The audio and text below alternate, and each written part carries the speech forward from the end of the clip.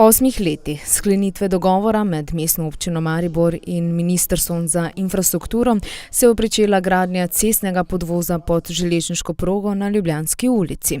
S podvozom se bodo izognili kolonam vozil ob zapiranju zapornic ob železniški postaji Tabor. Podvoz pa naj bi začeli graditi avgusta, gradnja pa bo trajala predvidoma 16 mesecev. Nismo imeli nobenih pripomb, da bi kakorkoli bili ti roki neizvedljivi. Ves čas gradnje bo veljala popolna zapora ceste. Najprej bo za ves promet zaprta Ljubljanska ulica na odseku med Jezdarsko in ulico Moše Pijade. Pri načrtovanju zapore so upoštevali dve izhodišči. Prvi je, da tranzit, torej tisti promet, ki danes tu poteka po Ljubljanski na tem odseku, je približno danes 7-8 tisoč vozil na dan. Torej vozila, ki območje samo prevozijo, čim prej preusmerimo, večinoma pričakujemo, da bodo uporabljali Titovo cesto. Torej to je bilo prvo izhodišče. Drugo, v času gradnje, torej zagotovimo nemoten dostop tako stanovalcem kot preomenjenim subjektom, torej da življenje vsakodnevno ne bo moteno. K temu dodaja, da so zapore načrtovali skrbno. Kolesarji in pešci bodo železniško progo lahko prečkali po začasno izvedenem nivojskem prehodu v Žitni ulici, odkoder bo tudi dostop do obeh peronov. Osebni promet bo urejen s prometno signalizacijo, torej označeni bodo obvozi.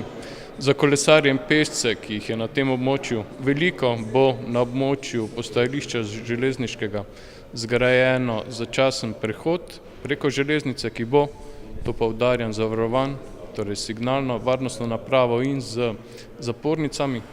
Torej, seveda smo razmišljali tudi za kolesarje in pešce. Tretji segment je pa javni potniški promet, tu poteka mislim, da 4-5 linij, tudi za njih smo predvideli seveda obvoze in tudi, kar je zelo pomembno, začasna oziroma nadomestna v nekaterih primerih avtobusna postajališča. Gradnja podvoza bo prinesla tudi precej spremenjen videz celotnega območja v okolici železniškega prehoda. Na obeh straneh železniške proge bodo na strehi podvoza uredili dva manjša trga, korenito pa bosta prenovljena tudi oba dela Magdalenskega parka. Večina parka ohranja v neki podobi, spreminjajo se pa neke manjše prvine ali pa neko robne prvine, kot je urbana oprema, luči, razsvetljava.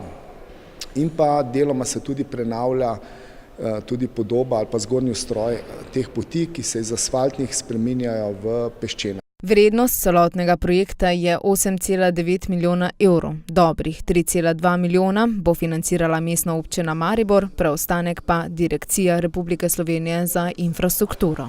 Ljubljanska bo tako v promet ponovno predana do konca prihodnjega leta, do takrat pa strpno ob upoštevanju obvozov.